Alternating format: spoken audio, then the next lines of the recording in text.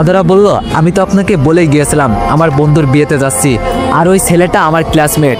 রাজ বলল, ওই তুই চুপ করবি, তোর নাটক আর শুনতে ইচ্ছা করছে না, আজ রাতে তোর খাওয়া বন্ধ। অধরা আর কিছু না বলে ওয়াশরুমে গিয়ে মুখটা ধুয়ে শুয়ে পড়ে। এইদিকে কিছুক্ষণ পর দরজায় নক করে রাজ।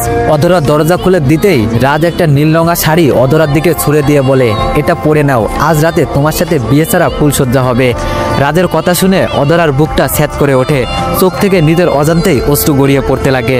রাজ বলল, কি হলো, তুই শাড়ি পরবি নাকি বাসা থেকে বের হয়ে যাবি? দেখ, কেউ তোকে এই কয়েক মাসে 10 লক্ষ টাকা দিবে না, এখন তোর ইচ্ছা, চাইলেই চলে যেতে পারিস, না হলে বউ সেজে বসে থাকতে পারিস, আমি একটু পর আসছি। রাজ শাড়িটা অধরাকে দিয়ে বের হয়ে আসলো। রাজ জানে অধরা তার সব সত্য মেনে নিবে, কারণ তার বোনকে বাঁচাতে হলে এছাড়া আর কোনো রাস্তা নেই।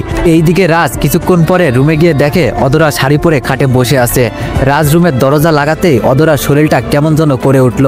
রাজ আস্তে আস্তে তার দিকে আসছে, কাছে এসেই অধরার বুকের উপর থেকে শাড়িটা টান দিয়ে সরিয়ে ফেললো। অধরার ভয়ে হাত পা কাঁপছে, মনে মনে আল্লাহ আল্লাহ করছে। এক হাতে শাড়ির আঁচলটা টান দিয়ে যখনই বুকের উপর জড়িয়ে নিবে, এমন সময় রাজ বলল, কি এমন ভয় পাচ্ছিস কেন? আমার আগে কতজনের সাথে এরকম করেছিস?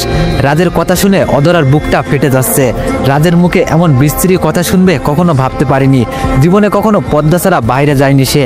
বাবা মায়ের কলিজার টুকরা ছিল, কিন্তু ভাগ্যের কি নির্মম পরিহাস, রাজের কাছে এসে প্রস্টিটিউট। রাজ যে তার সাথে এমন করবে সে কল্পনাও করতে পারিনি। রাজ বলল, কি হলো, কান্না করছিস কেন? কান্না করে কোনো লাভ নেই। এই বলে রাজ তার ঠোঁট অধরার ঠোঁটের সাথে মিলিয়ে দিল। অধরার চোখ জোড়া বন্ধ হয়ে আসছে, বুকের ভেতর ধুকপুক ধুকপুক করছে, শ্বাস প্রশ্বাস ভারী হয়ে আসছে। তবুও নিজেকে সামনে নিয়ে এক হাতে শাড়ি আর এক হাতে রাজকে সরানোর বিচার চেষ্টা করে যাচ্ছে। রাজ হিংস্র পশুর মতো হয়ে গেছে। রাজ যখন অধরার শাড়ির কুচি ধরে টান দিল, অধরার মনে হলো শরীরে কারেন্ট শক করলো। অধরা তখনই বাম হাতে রাজের হাতটা ধরে ফেলে।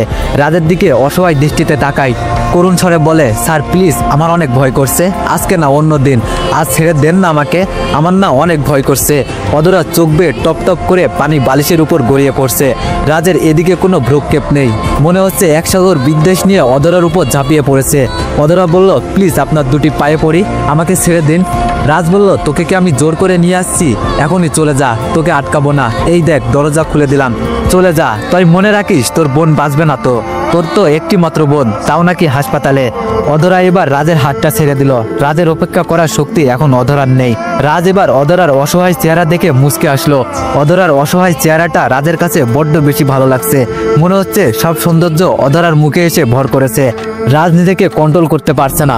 অধরা চোখ বন্ধ করে আছে, মনে মনে আল্লাহকে ডাকছে। আল্লাহ ছাড়া আর কেউ তাকে রক্ষা করতে পারবে না। রাজ যখনই অধরার শাড়ি খুলতে যাবে, এমন সময় বলল, রাজ আমার পিরিয়ড চলে, আপনাকে অনুরোধ করছি প্লিজ আজকের মতো আমাকে মুক্তি দিন।